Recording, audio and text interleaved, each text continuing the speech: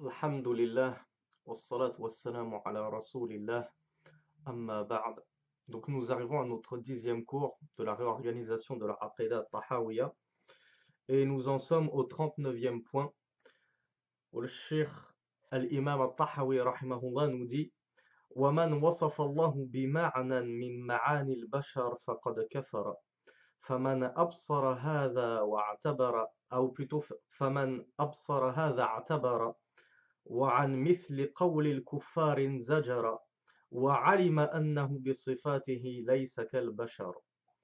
Ce point nous renvoie à tout ce que nous avons vu, lu et étudié précédemment par rapport aux noms et aux attributs d'Allah subhanahu wa ta'ala. L'imam al-Tahawi nous dit, et quiconque va décrire Allah subhanahu wa ta'ala par des sens identiques au sens humain, comme par exemple, il va décrire la face d'Allah comme étant notre face à nous. Et il va dire, ben, la face d'Allah, elle est comme nous. Allah, il a deux oreilles, il a deux yeux, il a un nez, il a une bouche avec deux lèvres et des dents, etc., etc., etc. L'imam al-Tahawi nous dit, celui qui décrit Allah avec des attributs humains, il a certes mécru. Qu'est-ce que c'est? C'est ce qu'on appelle at-tashbih, l'anthropomorphisme. Et l'anthropomorphisme, c'est la doctrine des gens du livre. C'est l'imaginaire des gens du livre. Ainsi, ils s'imaginent Allah subhanahu wa ta'ala. Mais nous ne pouvons le cerner de notre science et nous ne pouvons parvenir à l'imaginer. Même s'imaginer Allah, nous n'y parvenons pas et nous refusons ceci. Nous refusons de nous imaginer Allah subhanahu wa ta'ala. Et nous savons qu'il ne ressemble et n'est identique et semblable en rien à ces créatures. Donc il nous dit, l'imam al-Tahawi rahimahullah, quiconque observe, c'est-à-dire médite sur cela, sur tout ce que l'on vient d'expliquer, alors il se refusera à émettre à avoir de telles idées insensées, de telles idées hérétiques, de décrire Allah subhanahu wa ta'ala par des attributs de ses créatures.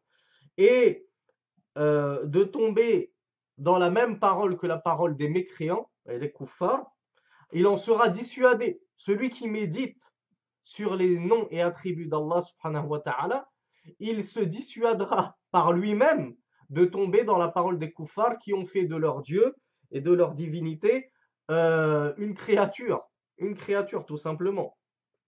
Et il saura que Allah subhanahu wa ta'ala, par ses caractéristiques, par ses attributs, n'est semblable en rien à al-bashar, à l'humanité, aux hommes avec un grand H. Point numéro 40. Il nous dit وَلَا نَخُوضُ فِي اللَّهِ وَلَا نُمَارِ فِي دِينِ اللَّهِ subhanahu wa ta'ala. Le Cheikh Khalid précise en nous disant لو قال رحمه الله ولا نخوض في كيفية ذات الله ولا في كيفية صفاته لكان أولى درءا لشبهة المفوضة الذين يفوضون الكلام في معاني صفات الله مع كيفيتها فلا يفرقون بين المعنى والكيفية في التفويض كما بينا سابقا. Donc l'imam al-Tahawi rahimahullah nous dit, et nous ne polémiquons pas sur Allah, c'est-à-dire que nous ne cherchons pas à parler et à parler et à parler et à parler pendant des heures sur Allah subhanahu wa ta'ala. Et vous allez voir le commentaire qu'en a fait Cheikh Khalid, qu'est-ce qu'il faut comprendre de cela. La nakhudu fillah, va pas faire des discours prolixes sur Allah subhanahu wa ta'ala. On s'arrête là où Allah et son messager se sont arrêtés au niveau de l'essence d'Allah et de ses attributs. On ne va pas commencer à rajouter de nous-mêmes et à parler et à interpréter et à parler et à donner des explications, etc., etc. Donc al-khawd, c'est le fait de trop parler. Wala numari fi dinillah. Et nous ne polémiquons pas non plus et nous ne débattons pas dans la religion d'Allah. Et encore plus précisément au niveau de la aqidah, dans le domaine de la aqidah, dans le domaine du dogme, du credo de la croyance, on ne polémique pas. On s'arrête exactement là où Allah, son messager et les salafus salih, les pieux prédécesseurs, se sont arrêtés. Parce que s'ils se sont arrêtés à un certain stade, c'est qu'il y a une raison.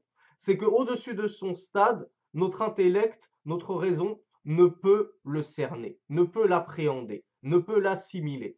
Donc pourquoi chercher à aller plus loin que les meilleurs des êtres? Ils étaient plus savants au sujet d'Allah que nous. S'ils se sont arrêtés à une certaine limite, ce n'est pas pour que nous l'outrepassions et nous dépassions cette limite.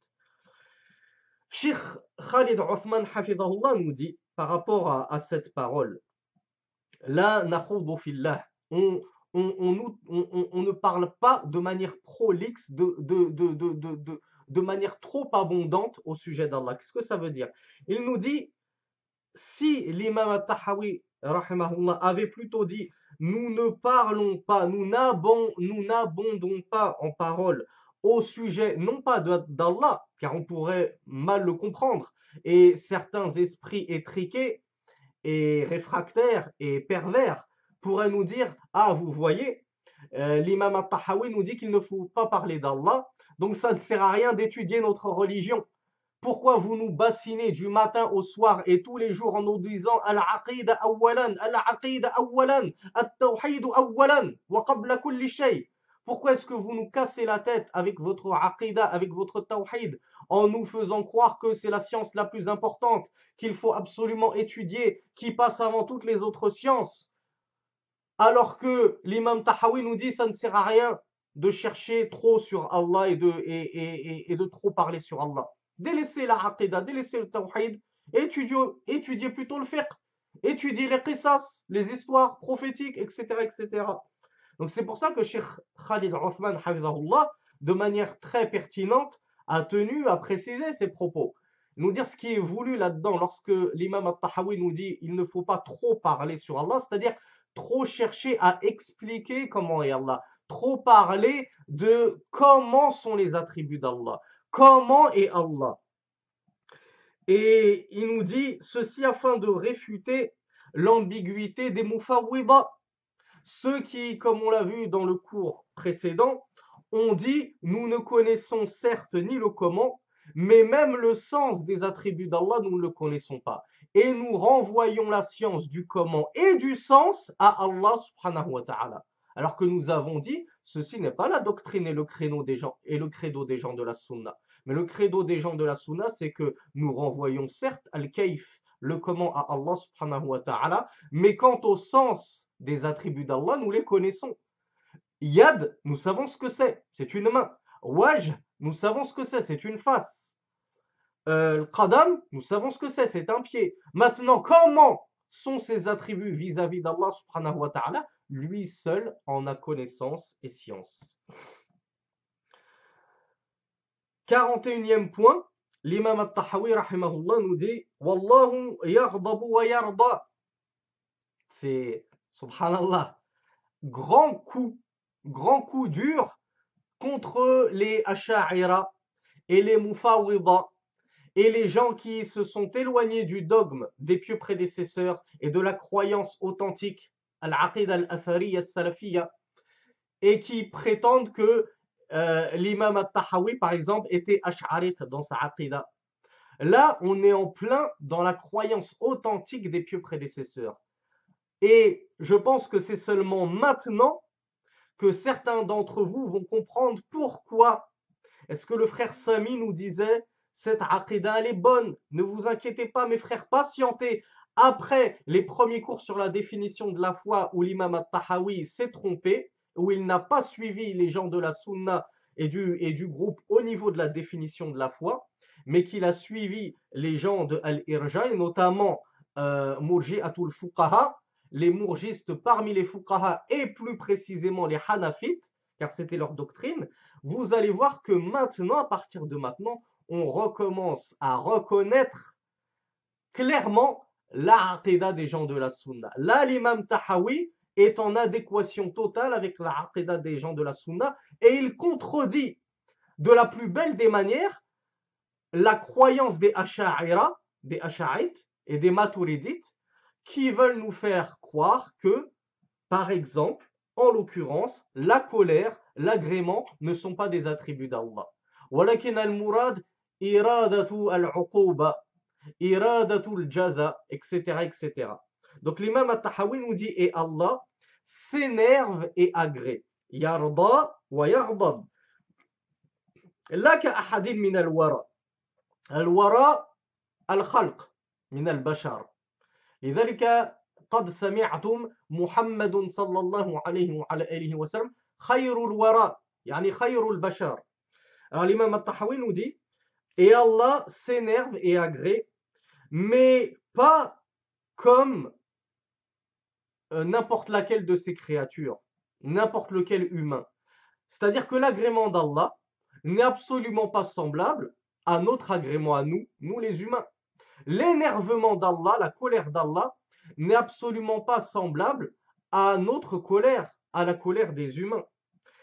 Et voyez et méditez à quel point l'imam al-Tahawi n'agrée absolument pas et, comment dire, n'affirme absolument pas la croyance des Asha'ira, les Asharites et les Maturidites. Là, il est en plein dans la croyance des gens de la Sunna. Pourquoi? Parce que les Asharites et les Maturidites disent la colère et l'agrément, ce ne sont pas des attributs d'Allah. Mais la colère d'Allah, ça veut dire sa volonté de punir. Et l'agrément d'Allah, ça veut dire, par exemple, sa volonté de récompenser. Donc, ils interprètent la colère et l'agrément d'Allah, qui sont pourtant deux attributs d'Allah, rapportés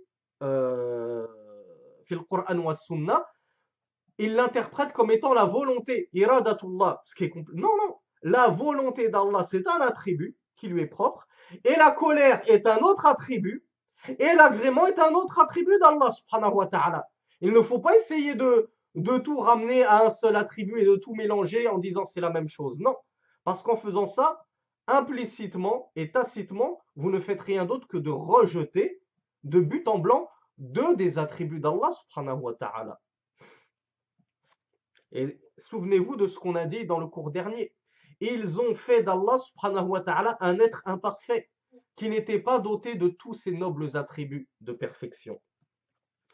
L'imam al-Tahawi rahimahullah nous dit dans le point numéro 42, وَرُؤْيَةُ حَقٌّ لِأَهْلِ الْجَنَّةِ بِغَيْرِ إِحَاطَةٍ وَلَا كَيْفِيَّةٍ كَمَا نَطَقَ بِهِ كِتَابُ رَبِّنَا. Et il nous cite وَيَذْكُرْ آيَةَ اللَّهِ سبحانه وتعالى وُجُوهٌ يَوْمَئِذٍ نَاظِرَةٌ إِلَى رَبِّهَا نَاظِرَةٌ في سورة القيامة آية 22.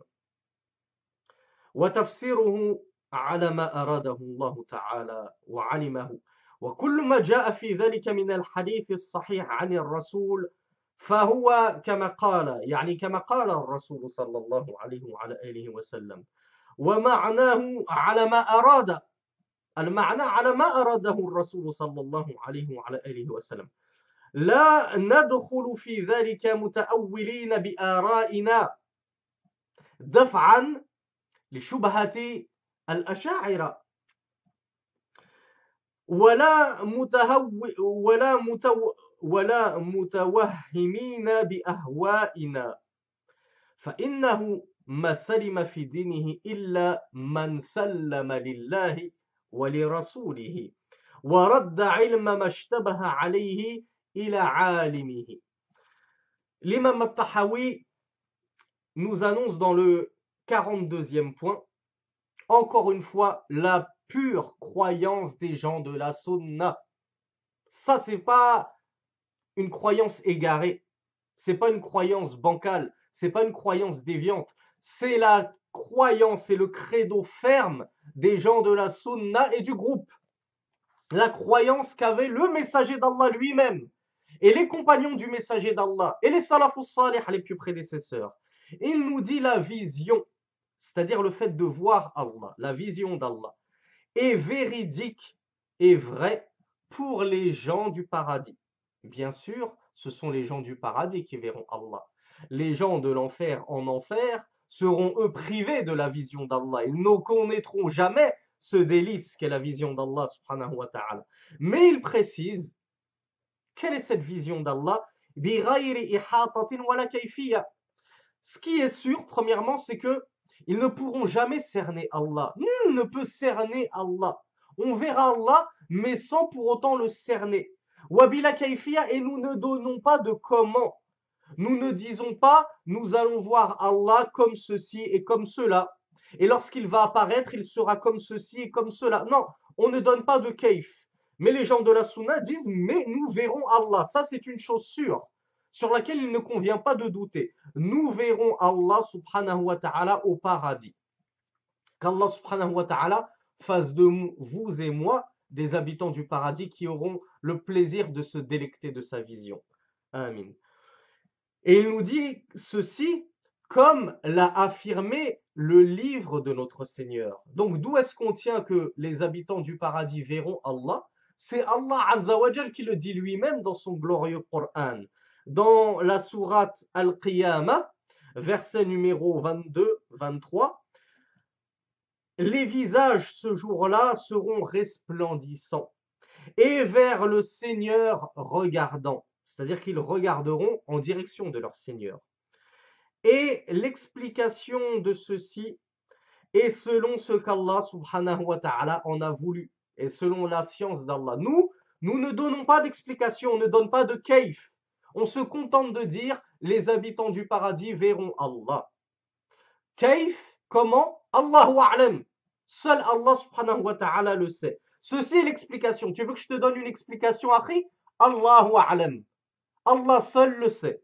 Ça, c'est mon explication et c'est l'explication des gens de la Sunna. Maintenant, ceux qui veulent t'apporter une autre explication, alors sache qu'ils ont divergé de la voie des gens de la Sunna en apportant un kayf, un comment, que seul Allah connaît, subhanahu wa ta'ala. Et il nous dit tout ce qui est venu sur cela par rapport à la vision d'Allah, subhanahu wa ta'ala. Dans les hadiths authentiques du messager d'Allah sallallahu alayhi wa sallam. Alors cela est comme l'a dit Rasulullah sallallahu alayhi wa sallam. Vous voyez un petit peu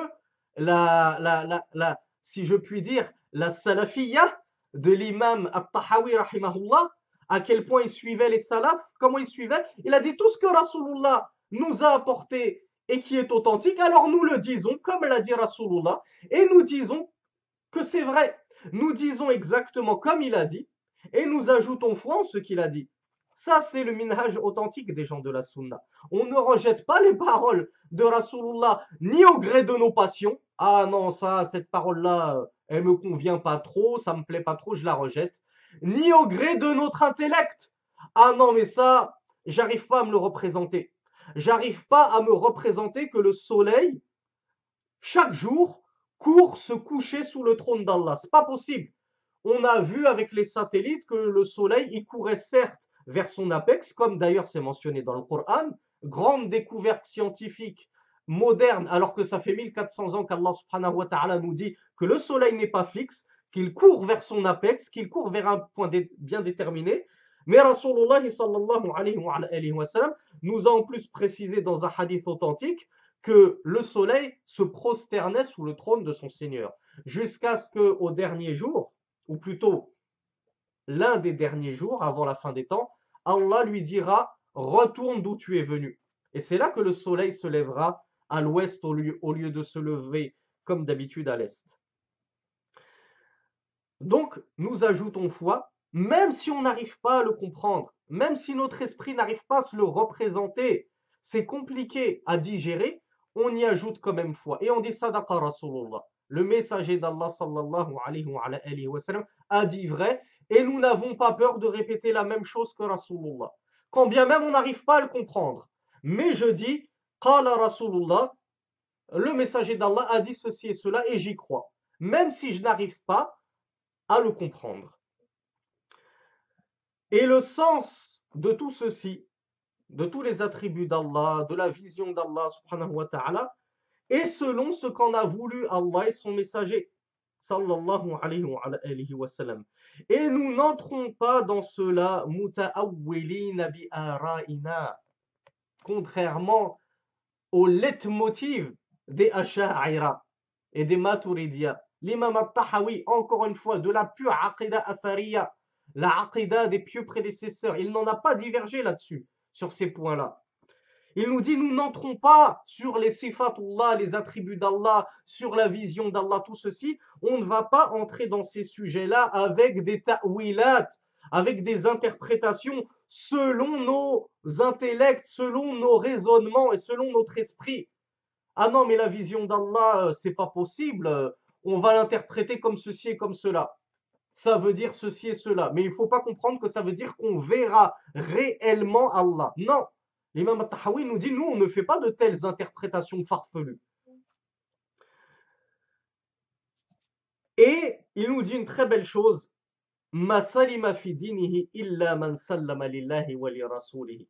Wa radda ilma mashtabaha alayhi ila alimihi. Et il conclut d'une façon prodigieuse et mirobolante. Il nous dit, et ne sera à l'abri, et ne sera sain et sauf dans sa religion que celui qui va s'en remettre et se soumettre pleinement à Allah et à son messager. Même dans la croyance. Dans la croyance, je n'arrive pas à comprendre certaines choses, mais c'est pas grave. Ce n'est pas pour autant que je vais les rejeter, mais je me soumets à Allah et à son messager et je dis Sadaqallahu wa rasuluhu. Allah subhanahu wa ta'ala a dit vrai et son messager a dit vrai et je crois en cela. Quand bien même je n'arrive pas à le comprendre, j'y crois. C'est ça l'iman, c'est la base de la foi. Je crois, comme on l'a vu dans le tout premier cours, en tout ce qu'Allah subhanahu wa ta'ala a fait descendre dans son Coran et en tout ce que nous a rapporté le messager d'Allah dans la sunna authentique. Et il nous dit, et ce qui est ambigu, pour moi, eh bien je le renvoie à Allah subhanahu wa ta'ala. J'en renvoie la connaissance à Allah subhanahu wa ta'ala. Et je ne cherche pas, parce que c'est ambigu pour moi, à l'interpréter pour essayer de mieux le comprendre. Non, les interprétations dans la aqidah n'existent pas au niveau des sifatullah, au niveau des attributs d'Allah subhanahu wa ta'ala. Point numéro 43.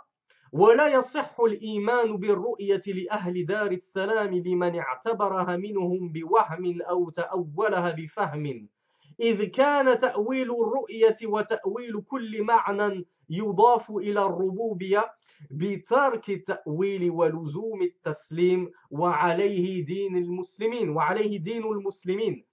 Encore un 43e point fabuleux où l'imam al-Tahawi rahimahullah nous dit et la croyance des gens qui vont... Alors, si je vous le lis mot à mot, ça va être très compliqué pour vous, car la phrase est construite d'une certaine façon dans la langue arabe qu'il est difficile de traduire en français en ne changeant pas l'ordre de certains mots. Mais l'imam al-Tahawi rahimahullah nous dit en gros que ceux qui vont faire du i'tibar sur al-ru'ya, c'est-à-dire ceux qui vont commencer à donner un kaif, un comment à la vision d'Allah subhanahu wa ta'ala, ou bien qui vont lui donner un ta'wil, une interprétation. Alors l'imam al-Tahawi nous dit, leur foi en la ru'ya, en cette vision d'Allah n'est pas valide. Celui qui pense que la vision d'Allah, elle est comme ceci et comme cela, et qui va lui donner un kaif, un comment, ou celui qui va l'interpréter, ah non, la vision d'Allah, ça ne veut pas dire ça, mais ça veut dire que Allah va placer dans leur cœur un surur, une tranquillité et une joie indescriptible. Il va interpréter. L'imam al-Tahawi nous dit, ça c'est pas valide. Ça, ce n'est pas affirmer la ru'ya comme il te convient de l'affirmer. Donc il nous dit, c'est pas valide. Ta conception de la ru'ya, elle est invalide. Et il nous dit, et l'interprétation de cette ru'ya, l'explication de cette ru'ya, et de chaque sens attribué à Allah subhanahu wa ta'ala. C'est-à-dire, ce qu'il faut comprendre par cela, de chaque sens, de chaque attribut qu'on va attribuer à Allah subhanahu wa ta'ala. Leur interprétation, ouvrez grand vos oreilles, leur interprétation consiste à rejeter toute interprétation et à s'accrocher à ce qu'il a appelé at-taslim, c'est-à-dire s'en remettre à Allah. Je me soumets à Allah. Allah a dit ceci, je me soumets à cela. Je ne cherche pas à tordre le cou au texte et à interpréter et à changer le sens des paroles d'Allah et de Rasulullah. Et il nous dit, voilà comment est-ce qu'il faut interpréter les propos d'Allah et les attributs d'Allah. Leur interprétation, elle consiste à justement rejeter l'interprétation et à prendre les textes coraniques et prophétiques tels qu'ils nous sont venus et on se soumet à la volonté d'Allah et au sens qu'Allah subhanahu wa ta'ala a bien voulu leur donner. Wa alayhi dinul muslimin. Et ceci est ce sur quoi repose la religion des musulmans.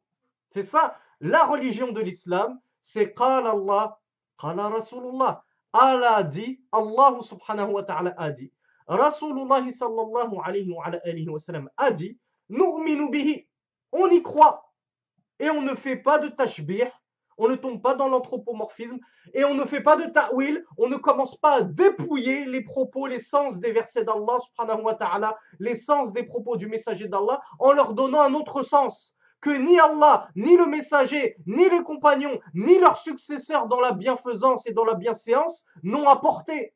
Donc on s'arrête exactement là où ils se sont arrêtés. Wa fi dhalika falahuka. Et c'est en ceci que se trouve ta félicité, mon frère, pas en outrepassant les limites. Et enfin, on va clôturer par encore un autre point prodigieux et exceptionnel de la pure aqidah athariya, salafiyya, je le rappelle, c'est l'imam Tahawi, c'est pas l'imam Mohammed ibn Abdel Wahhab, rahimahullah, c'est pas Ibn Taymiyyah, rahimahullah, c'est pas Ibn al-Qayyim. Ne nous dites plus maintenant, après avoir entendu ceci, cette aqidah-là, cette conception que vous avez de la croyance, c'est une conception wahhabite qui est apparue au XIIe siècle, sur laquelle que les savants anciens ne connaissaient pas. On vous parle de l'imam al-Tahawi, qui a vécu au deuxième siècle de l'Hégire, dans les années 300, ou plutôt au quatrième siècle de l'Hégire, dans les années 300 de l'Hégire. Il nous dit وَمَنْ لَمْ يَتَوَقَّ النَّفْيَ وَالتَّشْبِيهَ زَلَّ يعني انحرف ولم يصب التنزيه يعني تنزيه رب العالمين فإن ربنا جل وعلا موصوف بصفات الوحدانية منعوت بنعوت الفردانية ليس في معناه أحد من البرية رحمك الله رحم الله الشيخ الإمام التحاوي.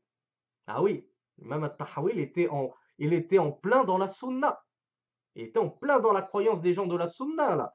Et il nous dit, ouvrez grand vos oreilles, c'est une règle. C'est une règle à graver au fil d'or.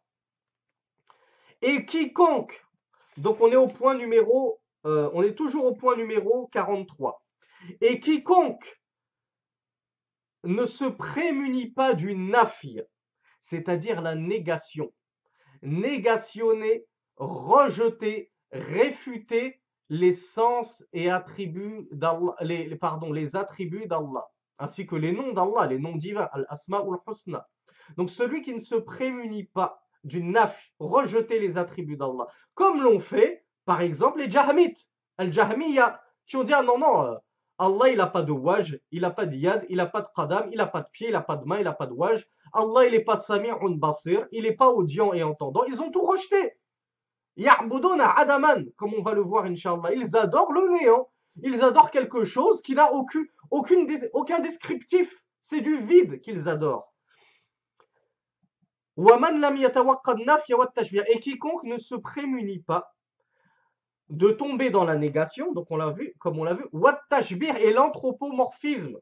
Celui qui ne se prémunit pas de l'anthropomorphisme, c'est-à-dire qu'il ne fait pas attention à ne surtout pas tomber dans le fait de faire ressembler Allah le Créateur à ses créatures, en commençant à dire la main d'Allah c'est comme notre main à nous. On l'a vu dans les cours précédents.